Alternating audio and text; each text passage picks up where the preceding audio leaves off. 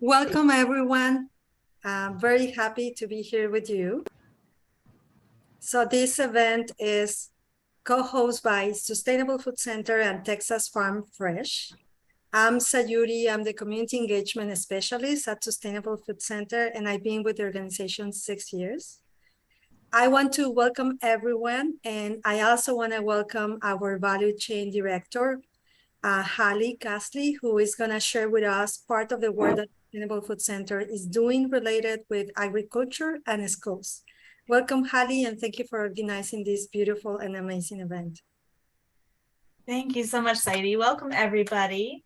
I'm going to give a brief background on Sustainable Food Center and TDA Farm Fresh, who's helping co-host this event today. So for 2 decades, SFC has been working to transform the food system to nourish our health, land, and livelihood. We envision a just, equitable, and regenerative food system where people and the environment thrive. And this event today is part of our work supporting Texas schools in localizing their food supply chains for healthy and sustainable food. We're really thrilled to be partnering with the Texas Department of Agriculture's Farm Fresh program to expand Farm Fresh school food across Texas. The Farm Fresh program connects local schools with Texas agriculture, and the movement was started by the Texas Department of Agriculture Commissioner Sid Miller to cultivate an enduring mindset among new generations in which foods are chosen with the knowledge that those choices positively impact not only their health, but the health of the community at large. This event today, it's part of the Texas Farm to School Learning Collaborative, which is a new USDA funded project working to connect and support Texas school nutrition professionals implementing farm to school programming and buying farm fresh foods. Look out over the next year for more events from the Learning Collaborative, and you can also connect today to the Texas Farm to School Learning Collaborative over our email group, which if you haven't yet been added, you'll probably be added before the end of the day. So more info on that to come. I'm also our tech host for today, so I'm quickly going to go over some tech notes as well. Whether you've joined by phone or online, please, if you can, mute your audio before it's your turn to speak. That'll just help improve the quality of sound for everyone. We will have opportunity at the end for question and answer, and everybody else, if you have a question to bring up or comment to make, you can feel free to unmute yourself then. We'd like to invite you to be present and enjoy this space. Please, if you feel comfortable, you can turn your camera on if you would like. If you would like, there is an option today to view captions or a transcript from the event in the Zoom settings in your toolbar. If you need help, just ping me in the chat and I can help you figure that out. The slides and the recording from today will be sent out via email to all registrants after the event. And then lastly, I wanted to note we will be having a Google resource document, which I just put in the chat. Please feel free to add to this. This can be like a co-created thing. We already have a couple of resources populated in there. You can update it as we go with anything that you find helpful or anything that you use in your personal school gardening programming. So we'll continue to share that out, and that'll also be shared via email. With that, I will hand it back over to Saidi. Thank you.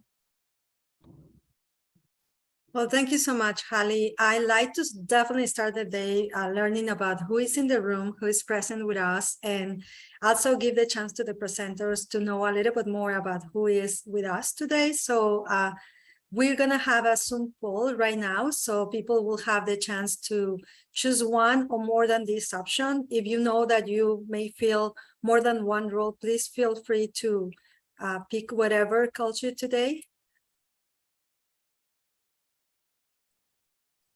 And that will help us to know more a little bit about you. And we're here with 2 speakers. So Bonnie Martin from UT Evans Lab and Casey Mack with Galveston on Farmers Market.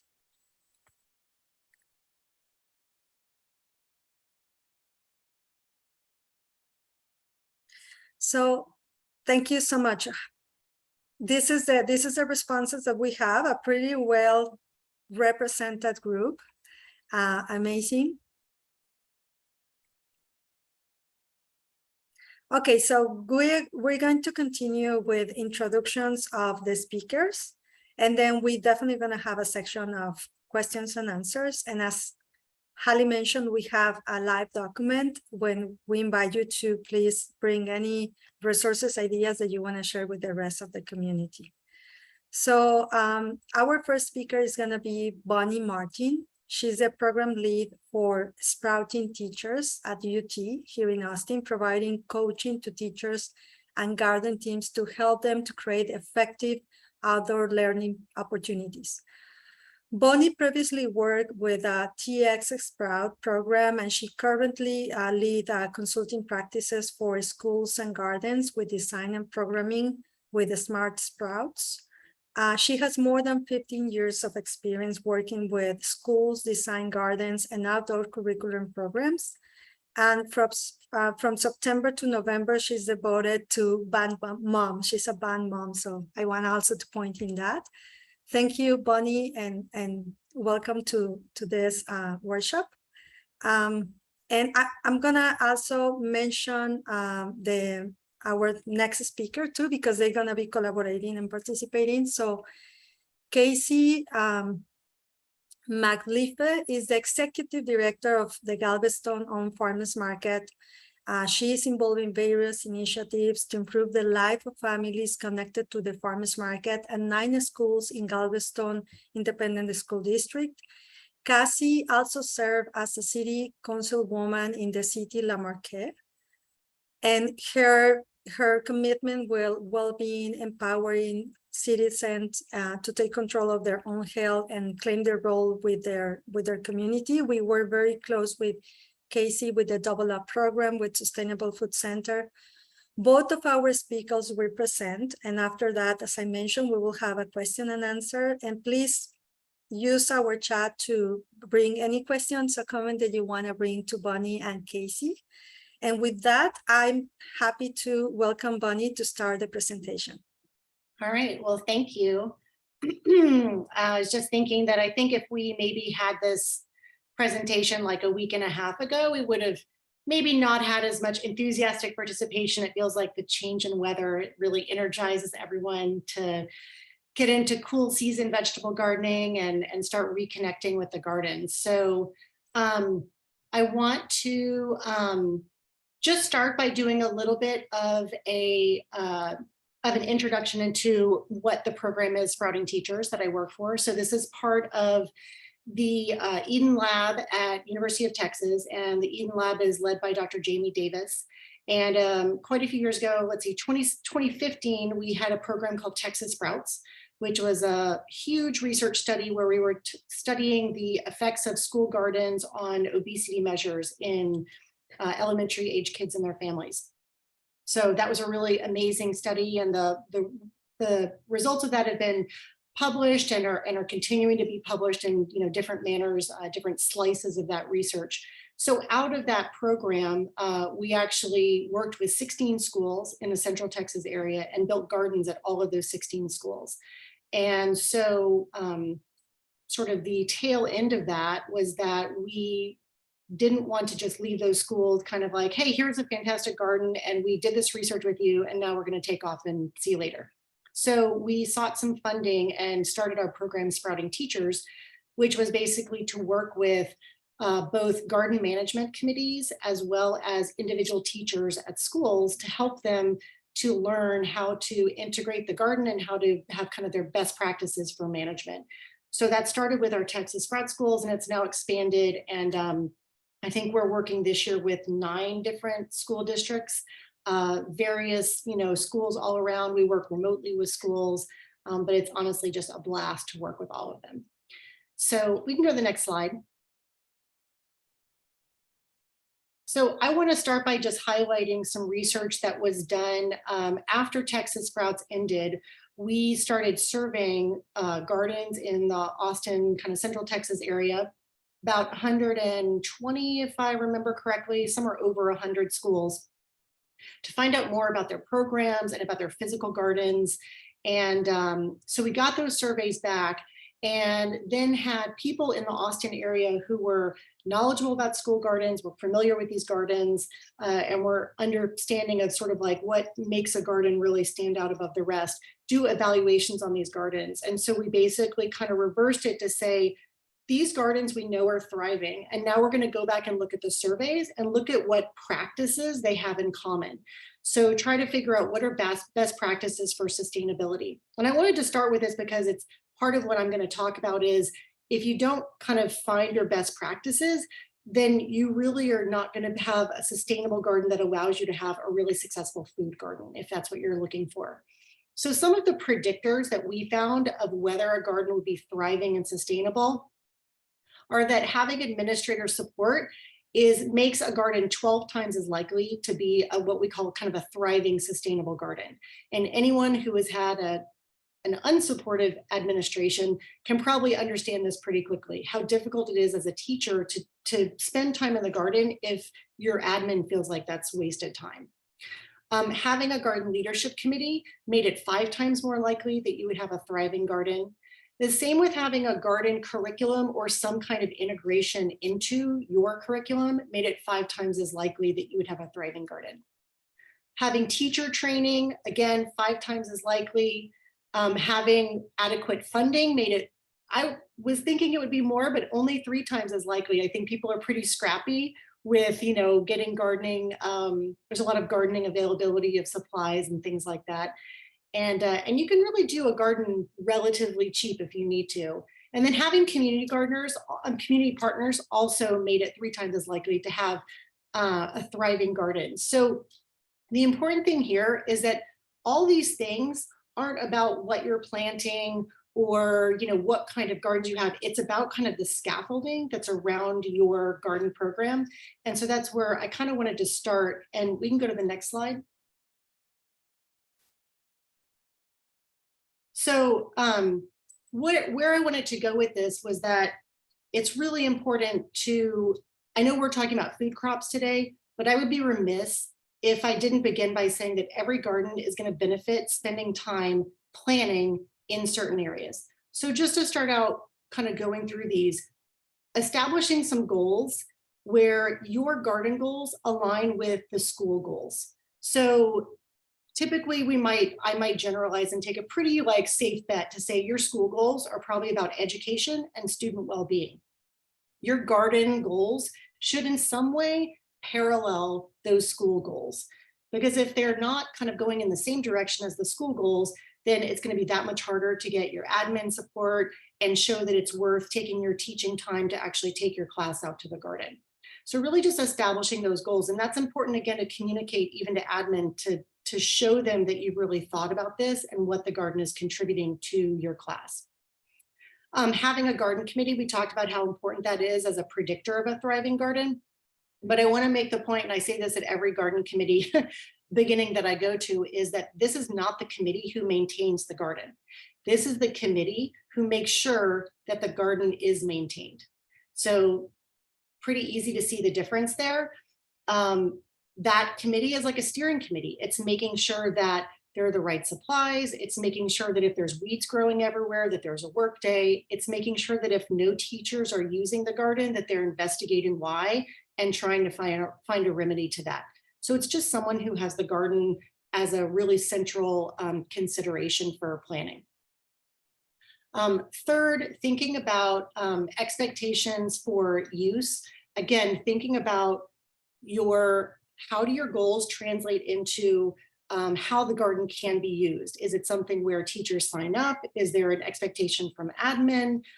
Is it something where it's more the usage is run by, maybe there's like a parent teacher committee that's kind of running those possible usages. Maintenance plan, super important. Never ever should a maintenance plan for a garden depend on less than 5 people. And we run into it all the time where somebody says, oh, I've been maintaining it. I had to be here all summer and it's just a complete nightmare. It burns people out. So if it is a school garden, maintenance should involve the whole school. And I'm going to talk more about that later because I don't want that to seem like we're just throwing child labor into the whole mix. But we'll talk about that in a little bit about models of maintenance. And then finally, support. do you have support from your administration, your teachers, your family? And in addition, if you don't have that support, have you given them the data that shows why their support can help achieve actually their goals? Not about your goals, but help them show that you're walking parallel to their goals. And I lump funding in with that support. So know what funding you need and show the value in getting that funding, and then have a plan to achieve it. I'll give the example of a computer lab. No district ever built a computer lab and then said, you know what, everything's there, we're just fine, we're never going to spend another dime on it. They have to spend money on somebody who's maintaining those computers, they're updating those computers. In the same way, there's going to be things that are happening with a garden that you need to spend money on. It hopefully is not as expensive as a computer lab, but it's going to have those needs. All right, next slide. Okay, so I know that I was actually quite surprised to see many of you don't have an existing garden, but I know that many of you do have a current garden. So I don't want you to be like, hey, the horse has already left the barn. Like, you're talking about planning, but we need to get into cool season gardening. So I'm going to talk a little bit about design. And even if you have a current garden, you can spend some time thinking about how each feature you have adds to the experience of students. And that's kind of my main point. So in design, the first thing we think about a school garden is we're going to understand what we can't change. Typically, you can't change the light that you're getting in spaces unless you're going to chop down trees. You probably can't change like visibility. So like for security reasons, like, can it be seen from certain classrooms, things like that once you choose the site. And then you can't change ease of access typically. So if you've decided to put it on the other side of like the soccer fields, it's always going to be that far away from the school. And it's always going to be that difficult for teachers to reach that space. So just thinking carefully about your site selection. So once you get into choosing the site, or you've chosen the site, and even if you have a site right now, it's really important to explore how each element added to your garden expands your goals. So for example, thinking about if you want to have culinary or sensory experiences, that is why you put a vegetable garden or an herb garden in. You don't just put a vegetable garden in because the lead person loves to grow vegetables. So really you want to just kind of flip how you're thinking about it and always connect it to the student experience.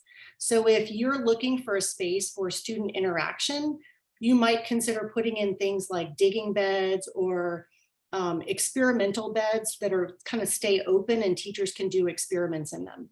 If you want to have your students learn about life cycles and insects and have exploration and discovery, then you might want to focus on native and adapted plants, larval food sources, things like that.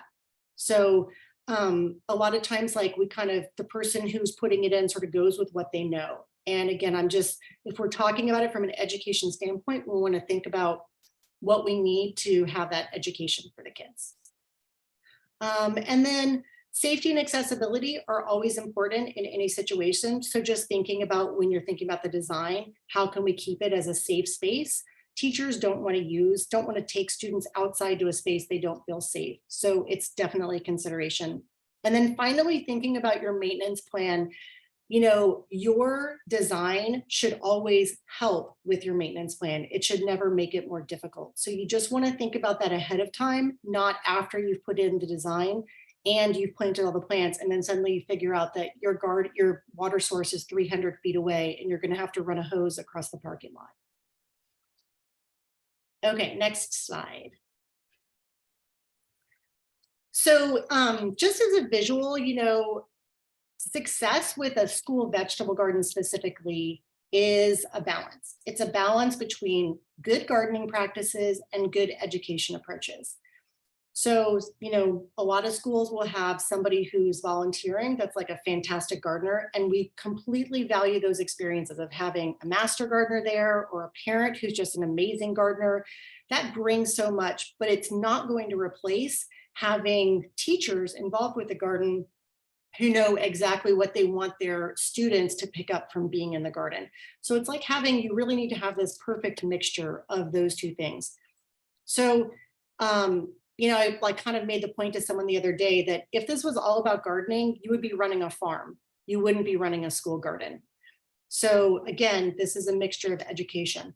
I know that a lot of you are teachers, so I'm not going to necessarily focus on the good education approaches, but I'm going to focus instead on the good gardening practices because I think it's probably why you came to this.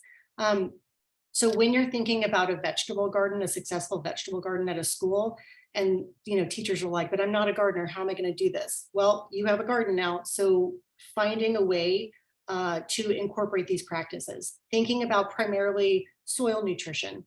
So vegetables, while they're one of the most fun parts of gardening or ways that, types of garden, they are also one of the most intensive types of gardening, and they need constant attention. So before you put in your seasonal garden, making sure that your soil is nutritious just by adding compost. That's an easy first step to doing it. You can, if you want to, do the deep dive into testing your soil and, do you need to add fertilizer? And that would be a fantastic project if a class wants to do that. But if just a baby step, if you just put an application of compost every time you're putting in a new vegetable garden, that is a great first step. Thinking about crop rotation, I had a discussion today with a school where a lot of schools will say, like, we're going to divide up our beds and each teacher is going to have a bed, or each grade level is going to have a bed. And so what ends up happening is everyone is planting like a mini garden. Everyone's trying to do like multiple crops in like a smaller little bed. So a better approach is to think about, since this is a school garden, going ahead and planting like one space is the carrot space, one space is the radish space, one space is the beet space. That allows you to, number one, plant more, so you have a higher chance of having a successful crop. But it also allows you to practice good gardening practices like crop rotation, so that you can move the carrots in their entirety. The next year, they're going to be planted in a different spot. And the reason you want to do crop rotation, in case you're not knowledgeable about it, is that you don't want a virus or insect that affects that specific crop type to build up in a bed year after year after year. So crop rotation allows you to move crops and have different types of crops, kind of pull at different rates, different nutrients from the soil. Another thing that you want to think about in your kind of balance of like gardening knowledge and teaching, is variety selection. So, you may love, for example, to grow, strawberries at home, but strawberries might not be the best crop for a school garden. In the same way, like, for example, let me think of a good example. So growing habanero peppers, fantastic for a home gardener who loves to make hot sauce, but practically in a school garden, it's probably not going to be best because you're not going to have as much culinary opportunity with the students to try habanero peppers in a different way, in 5 different ways. Whereas if it's a cucumber, I might be able to pickle it, taste it raw, add salt to it, add tahini to it, and have the students have a variety of culinary experiences. Important to know about seasonality. So knowing what grows in your area. If you have not already contacted your local master gardeners, gotten a growing calendar, that is super important to do, just so you're able to kind of capture what the seasonality is in your area. And then always thinking about irrigation and maintenance with best practices in those areas. So making sure that you're not watering too much, making sure that they're actually getting watered, and making sure that you don't have weeds overtaking it. Next slide. So a couple of things that I just wanted to, I want to leave you with on like best practices in planting, is that annual gardening practices are cyclical. They repeat every year. About every October in Austin is about the time you're going to do cool season gardening. So you don't have to reinvent the wheel every year. You can repeat your success. You can find, if you held a successful planting event last year, go ahead and capture everything about that event and then just repeat it the next year. If it doesn't work out, identify how you can make it better. And again, just capture that so you don't make the same mistake the next year. I love to recommend to garden committees to create a digital garden binder to record your steps that you've taken, record where your crops were planted, record where you got your grants. Just that helps create sustainability. So, you know, if you think about other jobs at a school, a principal would never leave a school and not give some kind of like information to the next person coming into the job so that they can have some continuity there. And it's the same way with a garden. That often happens when you have one person that's in charge of a garden and that person leaves, and then there's no information about what previously happened with the garden, and everyone's scrambling to try to make it work again. Remember your goals and make sure that they're parallel to the school goals. We talked about that, so I'm not going to spend much time on it. But I do think this is important. Choose varieties that are educational friendly and fun. So you may love beefsteak tomatoes growing in your home garden, but if you want to consider an opportunity to let dozens of children taste a fresh tomato, a cherry variety tomato might be a better choice. So that's a really simple example, but another example that I put in the picture are yard-long beans. So you can easily grow, you know, green beans in the garden and they're fantastic. But why not plant something that looks a little bit different and offers an opportunity for children to have this crazy experience of walking underneath a trellis with like beans hanging down all around them. So those experiences are really so fantastic for kids and they remember them. So just kind of find those varieties that are really fun. And then finally on this page, you know, a school garden should really involve students at every step. So planting, growing, maintaining. You're not always going to get the best quality weeding from kids, but if you get 30 kids out there, they're going to have a blast weeding and they're going to just like attack an area of weeds with such enthusiasm. So the main thing is it ties them to have a connection to the space, and that's what's really critical. Okay. Our final, let's see, we can do our next slide. So I just want to touch on maintenance really quick. Some of this I've talked about, but the main point of approaching maintenance of a school garden as a school. So don't let it stick with just the garden committee. Don't let it just be that one teacher that, you know, she's been devoted to it all summer and everyone assumes it's her garden. But you can layer the maintenance approach so that there's a couple of different layers that are allowing you to keep up the garden. So for example, how can students contribute? You might have classes go out weekly or grade levels even adopt the garden for a month or a week at a time so that there's this level of student involvement and they can do simple tasks. Even kindergartners can weed a pathway without fear of things being pulled out of a vegetable garden. So find something that's appropriate for that age level and allow them to be involved in the maintenance. Then thinking about the parent level of contribution, you know, parents being involved in work days on the weekend or during holiday breaks or during the summer, having families adopt the garden for a little bit. So that's really critical because, you know, our teachers sometimes don't live very close to the school. And so it's not as easy for them to come in the summer, spend all summer at the school taking care of the garden. And then thinking about the community level, you know, what groups can you reach out to? Scout troops or church youth groups or National Honor Society, you know, that needs service hours, Young Men's League, Young Men's Charity League, things like that. So really finding those groups that can kind of give you a really big hit of support where there's some really hard workers. And my final slide is going to just touch on best practices for student experiences. So I talk about developing on this, you know, I just make the point here about developing multiple options for student experiences. And I'm going to give an example. So if a school has, for example, teachers taking classes out for kind of mindfulness activities or exploration, right? Seems pretty simple. It could be 10 minutes out in the garden. And they also had teachers doing journaling, or maybe they're practicing measuring, or they're creating fairy tales with garden characters, or looking at insect life cycles, right? So that would be kind of tied to curriculum. And then twice a year, they do vegetable planting and then allow kids to come out and put some seeds in the ground. And then maybe once a year, they have a big party centered around cool season harvesting. If you look at that, which doesn't seem like a huge amount of effort, but that's a very robust program that allows teachers to be involved at a variety of levels that they're comfortable at. So you may have a teacher that's not a gardener, and so maybe they're not going to go out there to weed with their class, but they may be very happy to go out and do like a harvest party, or go out and do like a couple of things of garden yoga for mindfulness.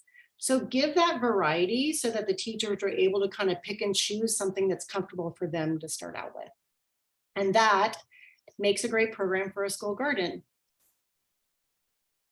I'm going to hand it over to Casey. Woohoo! Sayori, do I just jump in? Is that cool?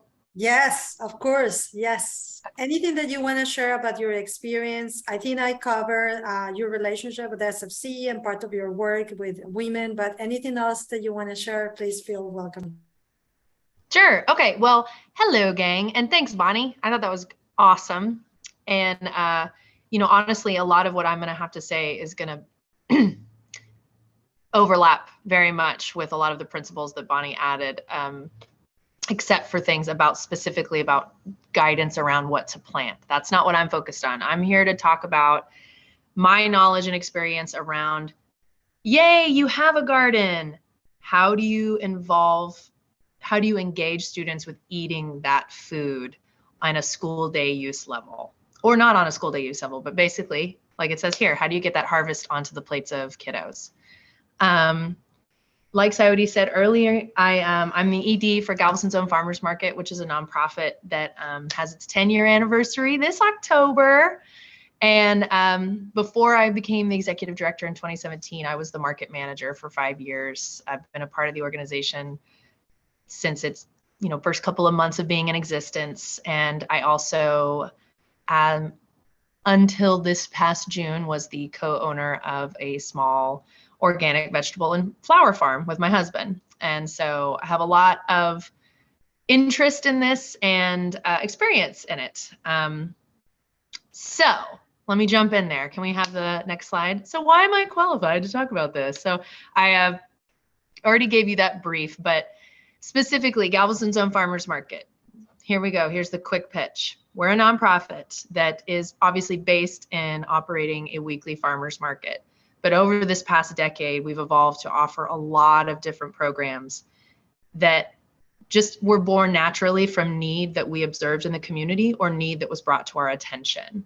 And people coming to us as a food and community hub and saying, what can you do? How can we use your resources to fix X, Y, or Z?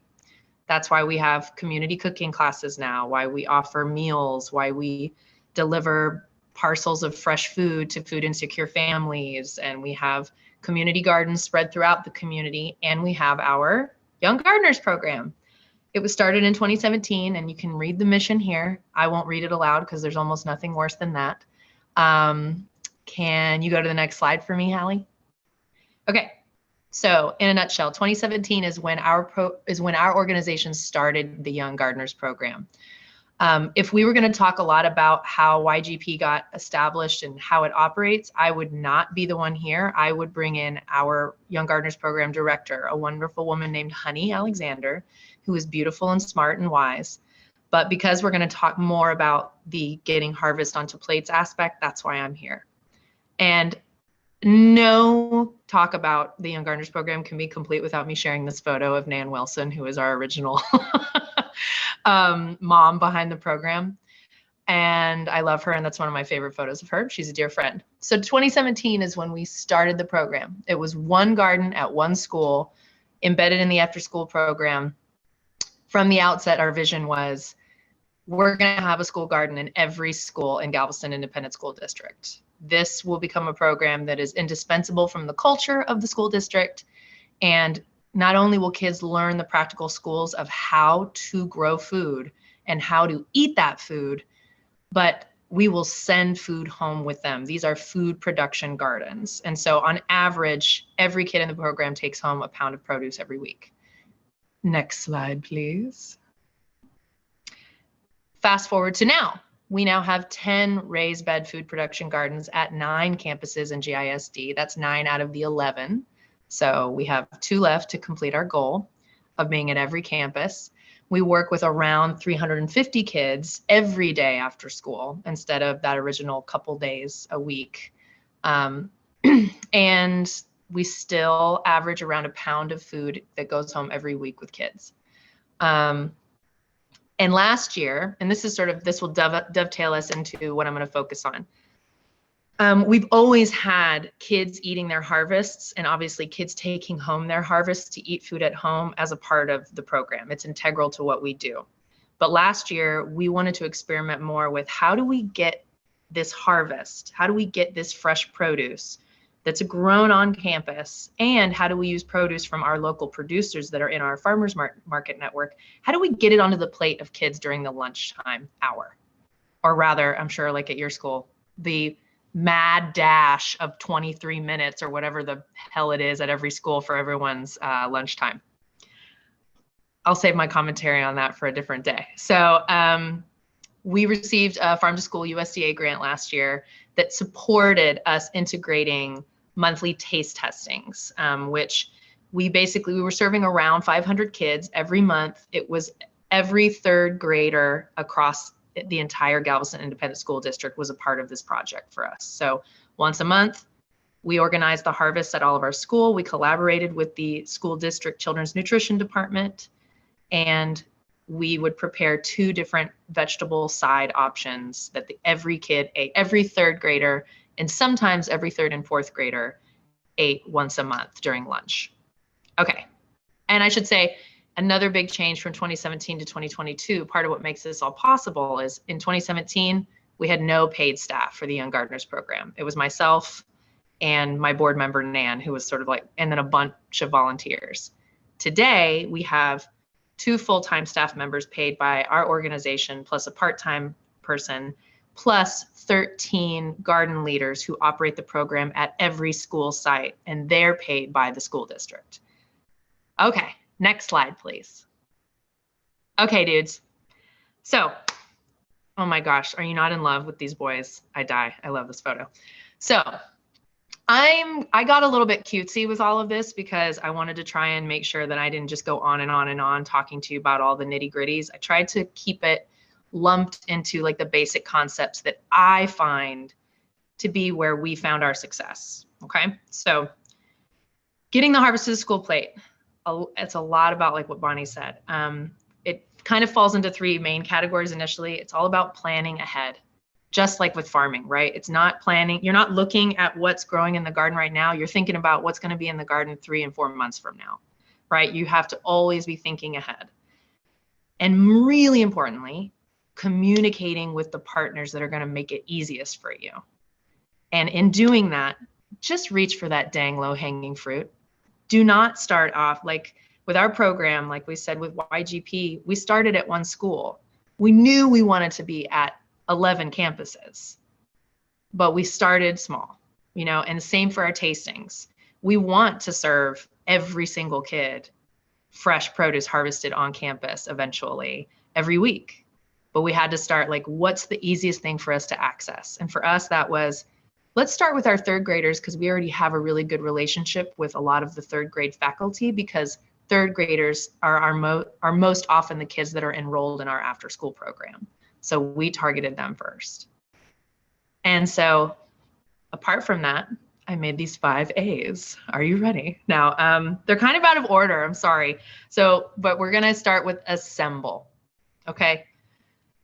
Now, in a nutshell, this just means when you know you're gonna start planning, you gotta get together people that are the right team, right? So it's your staff, it's you maybe, it's the volunteers you know are already game, it's the staff that you know are already game. If you already have a principal that's game, if you are a principal who's game, thank you, the 5 A's.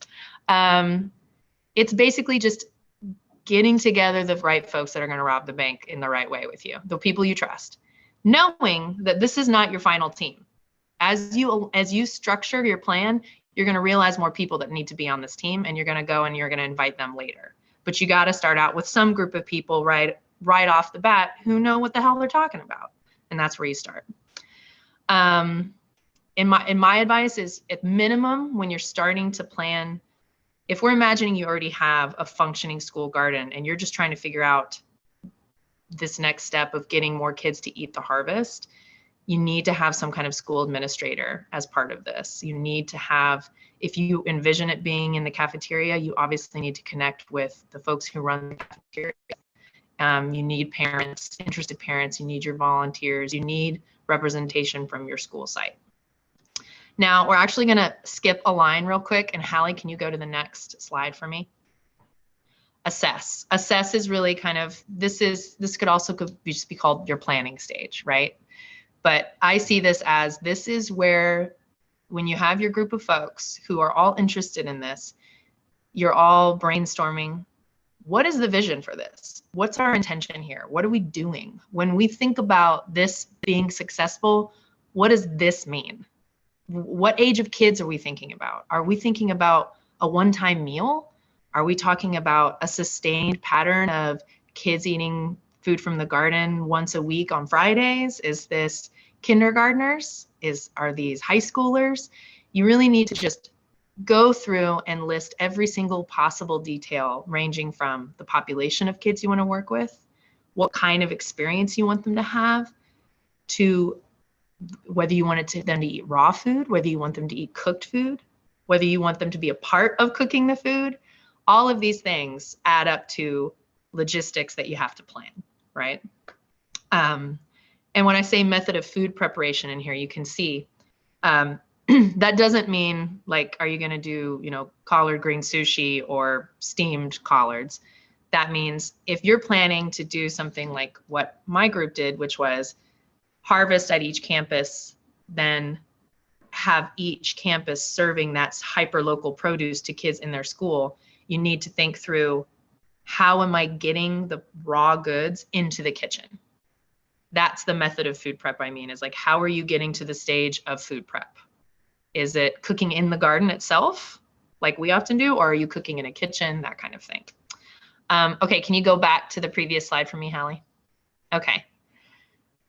So this is a good example. I just want to point to this photo real quick. So this is at one of our schools where it's an interesting school. They have it's one of our smallest schools that we work with, and they have grades K through high school all in one campus.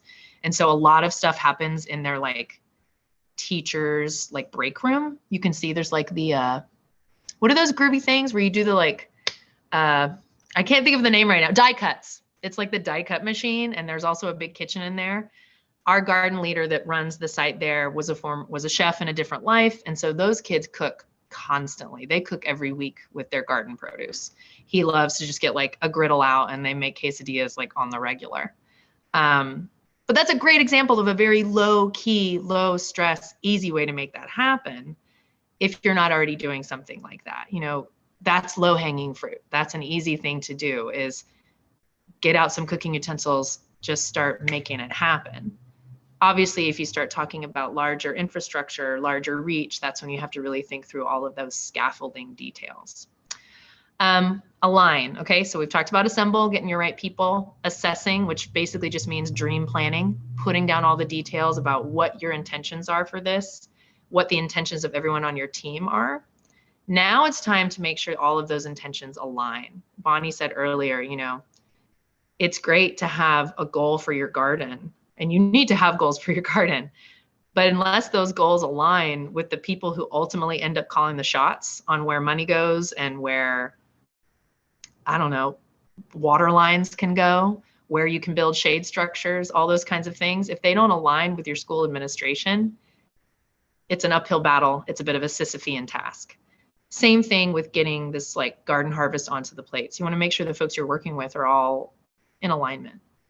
And I suggest really listening to those people too, because if you invite kitchen staff to be a part of your team because you want them to be cooking food in the cafeteria and serving it to students, their input is highly valuable because they're the ones that know those logistics in and out. Okay, now you can go 2 more slides, Hallie. There's Irma. This was one of our salad days. Okay, so the last 2, they're not in here as throwaways, but because I think they're probably pretty obvious. But for me, accountability is the thing that makes everything work that we do when we started going to big scale. And that is, it doesn't just mean like be accountable. It means whoever is your team lead, whoever you have as the person who's driving this project forward, or the persons, once you start narrowing down what the vision is and you have deadlines, you have, you know what you're working towards, treat each of those intentions as a punch list. Those are action items, and someone needs to be assigned to that action item, right? Your team, every single person needs to be accountable. Just like you don't want to end up having a garden where one bedraggled math teacher who just really loves carrots has just been like out there, like passion projecting it. You don't want one person in your, farm to school garden plate project to end up being the one who's trying their darndest to get everything to work. It only works if your nutrition staff are on board and they're accountable for just as many tasks as you are, whoever you may be. And I really recommend just establishing early on a regular meeting schedule between the people who will be your planning team and sticking to that, once a month, twice a month, whatever it may be, so that everyone knows when they have to be accountable to reporting back. And again, thinking about with each step, the folks that need to be shown gratitude to make it happen. Because, I can tell you from personal experience now, it is really,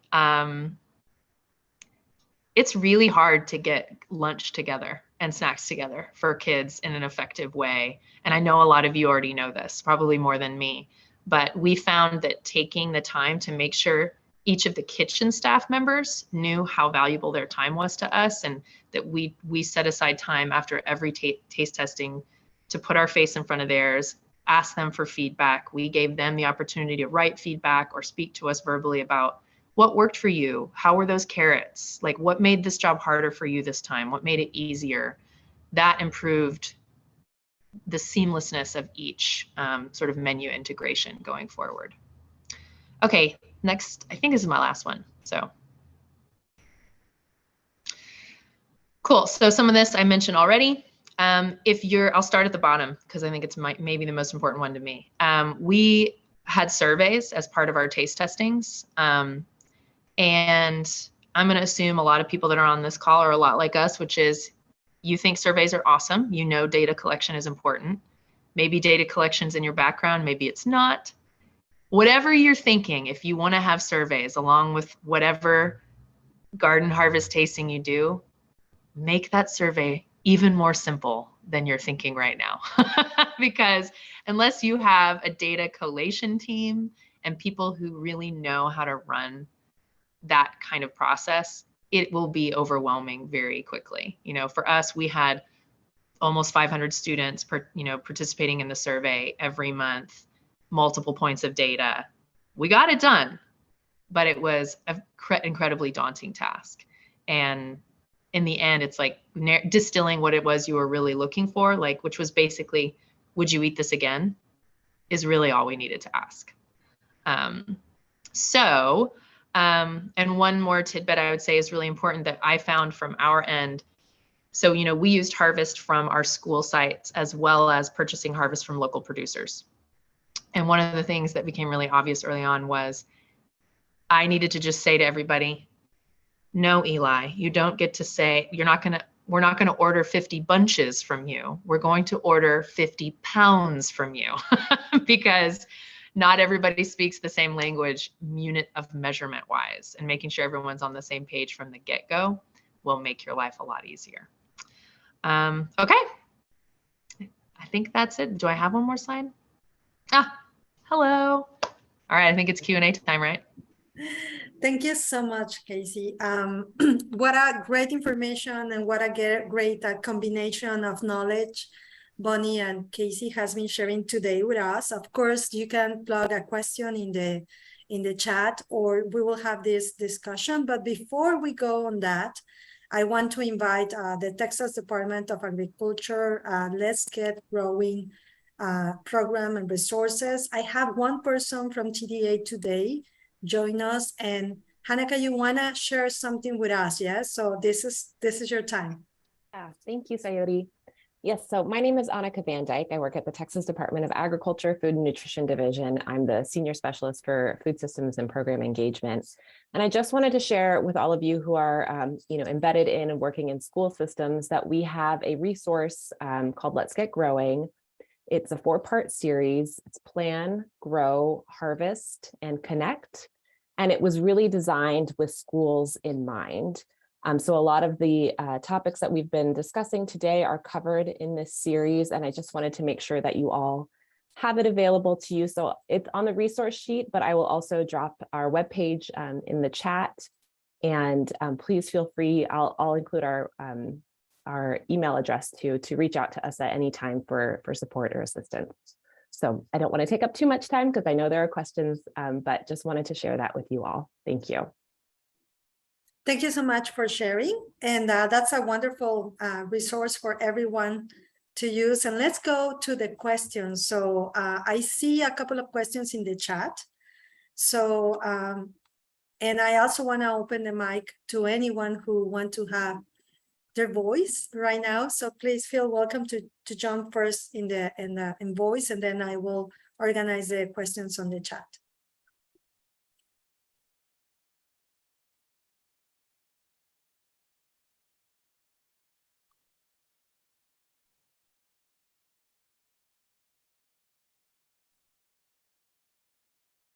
Don't tell me that you don't have any question for these two amazing speakers.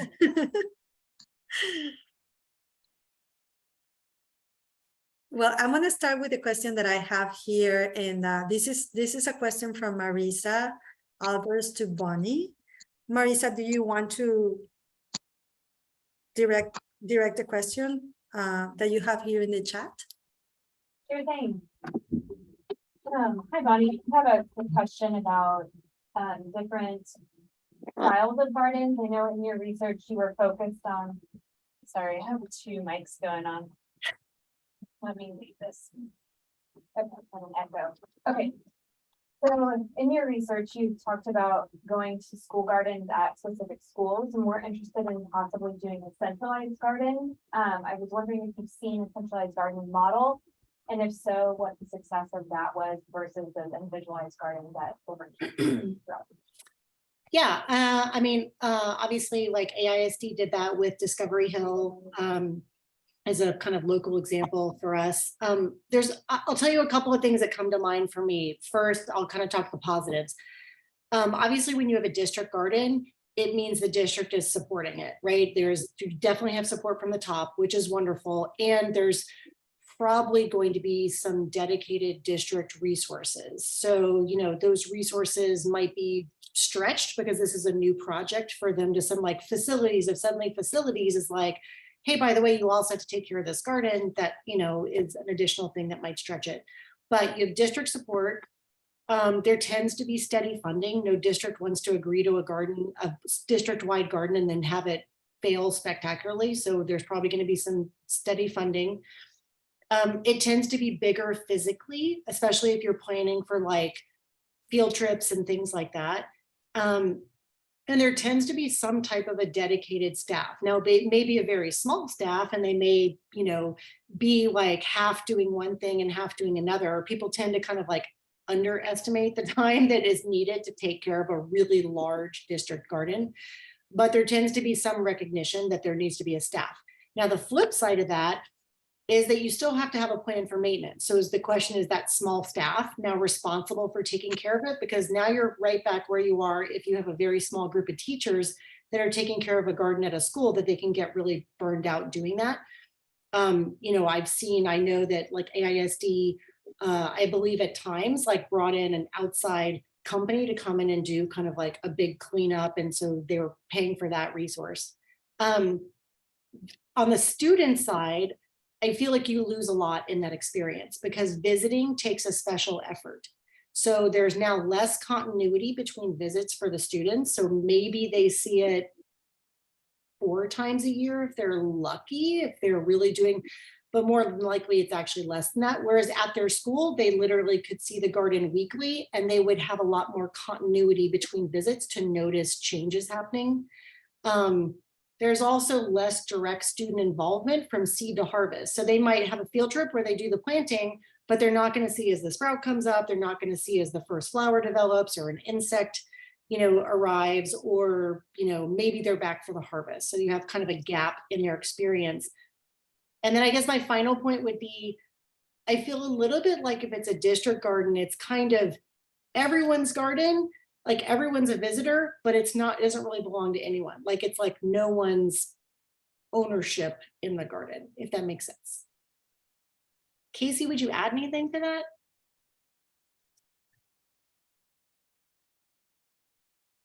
Yeah, I would agree. I'd say that for us, we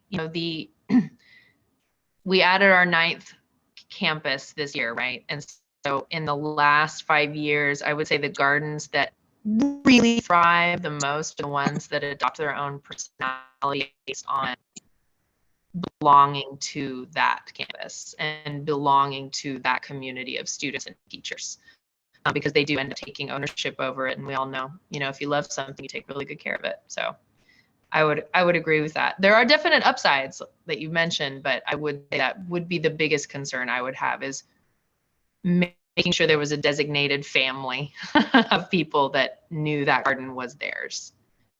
Now, like just to make the point, Marissa, I noticed like you listed yourself as a dietitian at Lake Travis ISD. Like if this were a garden that was connected to like the main kitchen or something that was meant to like sort of add culinarily to the experience in the kitchens, like that I can see being a plus, but that's very different than like a district-wide garden where students are taking field trips where they might be like integrating it with their curriculum or something like that. And Bonnie, I'll speak up too, because Ryan McElizek, Lake Travis. Obviously, I work with Marissa. Behind the centralized garden is, and the theory is, we have like 1 or 2 schools who's like on board, who's willing to do things, but then they say, oh well, then they want us to like, do this at all the campuses, and I just know for us, as we continue to build new schools, stretching that even thinner.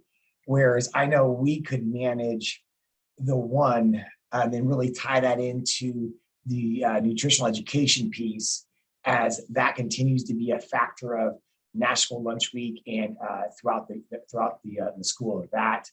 And then we were thinking we could do more in depth to then do the water reclamation, and then do it all kind of those things. Also to then reach out to some of their local protein, like Angus farms, or even some of the chicken farms, and have them as be a guest speaker to like, then now we're taking, okay, here's the stuff we've grown, here's local meat that we procured, and we're show the full circle is kind of what we're thinking about that. And that's why Marissa brought that up about the centralized garden. Yeah. And so for that, like, if clearly, if you've established kind of like, hey, these are our goals and we're going to do this really well, I'm just not sure that like on the student experience side that you'd be able to do it as well versus like, so for a lot of people, like maintenance is like the dirty word with gardening, but like for me, I think about like maintenance is like an amazing student opportunity. So like if you can have a class adopt the garden every week and they're like in there and they're belonging and they're into it and they're seeing things happen, like that's a crazy fun experience for kids. And it depends on obviously like Lake Travis, size of the district, where the schools are located. So there's a lot of factors that go into it, but just make sure you're kind of clear on what you're trying to achieve, and that you don't try to do like everything and then do kind of like some of those things very mediocre because you've had a centralized garden that you wanted sort of like for culinary stuff and for food growing, if that makes sense. And I completely understand. I thought Haley made some really good, I'm sorry, not Casey. Oh no, Haley, who gave the presentation? It was Casey. He gave some really good points too, just like, realistically what you should be growing and realistically what you want to do. Those realistic things. Because everybody in their head, like, oh yeah, I do a garden. Oh yeah. But I come from a agriculture family. I'm dairy. And so I understand like gardens are not just this easy retirement hobby. It's a daily task. Yeah. And there's work, but I love, Bonnie, what you've mentioned too about that buy-in from students. You're absolutely correct. If you do a centralized garden, you will lose that. And ultimately, if we're trying to teach these kids that buy-in, seeing it every day, doing all that. But my answer to that, because I love you brought that up, is if we were to do a centralized, I would then put in some video where then you could chime into a channel every day to watch it, like when you see those zoos, when you watch the birth of animals and stuff like that. Because I think that's absolutely a good point too, though, about seeing it daily. Mm-hmm. Thank you so much, Ryan, for your contribution, and thank you, Bonnie and Casey. Is there any other question that we want to hear from the audience today? Please use this moment. This is Darlene. I do have a question. I work at a elementary school here in Austin. So any advice for someone who has been the Lone Ranger for 3 years without pretty much any input from the community, the administration, or the parents or anyone? Should I just give it all up and say, hey, can't do this anymore? Or should I keep pushing, keep trying? Yeah. I'm just kind of curious. I mean, we got some good garden plots. My husband and I have spent hours and hours and hours rehabbing them and getting them in order so we can plant something. And we've planted gardens for the last 3 years, but pretty much we just plant them and I just pass them out to anybody that's at the park because nobody in the school is involved. Do the teachers come out and use the garden at all? I think last year maybe I had 3 or 4 times during the school year when they came out. Right. Yeah. So, I mean, and as a gardener myself, like it's heartbreaking, like to walk away from something. And so I don't think that that's necessarily it. I think it's really going back to that kind of planning stage to say, we have this asset at the school. What could this do that contributes to our goals at the school? And how can we make that happen? And it needs to be, this discussion needs to be wider than you. So you need to kind of get that garden committee together. Like Casey was saying, like get the right people in the room to say, this is an education tool and like, here's the variety of ways that we can, that our students can benefit from this. And then, you don't have to start with like this full blown program, but you could start with just a, hey, we're going to give like a sheet to every teacher that's the 5 easiest ways you could use the garden. And if you have admin support, having the admin say, we want to support having every teacher go out to the garden at least once a semester. And like that visit to the garden, honestly, could be 10 minutes for journaling, right? It could be 10 minutes for journaling, or it could be as big as like planting something. But there has to be that sort of school support of the goals and the intentions. And if they're not willing to support that, that's where I think you're going to run into a problem where you're constantly, what did Casey say? It's like a, Sisyphean problem. Like you're constantly pushing the boulder up the hill with no one there to kind of help you. Yeah. Ditto that. And I want to say, Valerie, don't lose hope. You're a warrior, man. And like empower the people at your school to join you, like just empower. I would say, you don't have to think of it as you getting an entire garden committee together right away. Think of it as inviting 1 or 2 key people who are friendly towards the garden, or friendly towards you, are already your allies, and invite them to help you and grow your team that way. Grow it naturally. You don't have to just, like go out there and like pound the doors on everybody. I mean, you can, you seem super up for it, but like also you can take an organic approach to just building that team. But like Bonnie said, she's right. I would say your time and your talents are worth letting other people help you and join in. You don't want to waste, not waste, but you don't want to burn out and like not feel appreciated, of course, and have the impact of your garden be like felt even more widely. And I would say, I bet it's there. Just grow it organically and invite 1 or 2 people to join you at first, just in helping you build more support. You can grow a team for sure. Thank you so much, Casey. I really want to be respectful of the time of everyone and also take opportunity of this beautiful group of people that is here. Thank you to Texas Farm Fresh. I'm sorry. Thank you to Texas Farm Fresh to co-hosting this with Sustainable Food Center. If you really enjoy this first workshop, please stay with us for the next 2 workshops with the Farm to School Learning Collaborative. We will be planning to have another 2 events. And the best way for us to organize those events is have your feedback. So of course we have a feedback survey ready for you. Please take the time. It's a couple of minutes. You can provide information that is going to be useful for us. And also we want to be in touch with you and follow up. So please take the time to fill this survey. I know that it's already 4:08. So I want to check if there is any closing that our speakers want to do, or is there anything else that we want to bring to share with all the group? None for me. Thank you so much. It was a total pleasure. Yeah, thank you guys so much. Well, thank you so much. Hallie, is there anything else that you want to share? No, thanks to everyone who joined today. We'll be sending all of this information as well as more information about how to stay engaged in the Learning Collaborative out tomorrow in your email. So keep an eye out for that. Thanks everyone and have a wonderful rest of your day.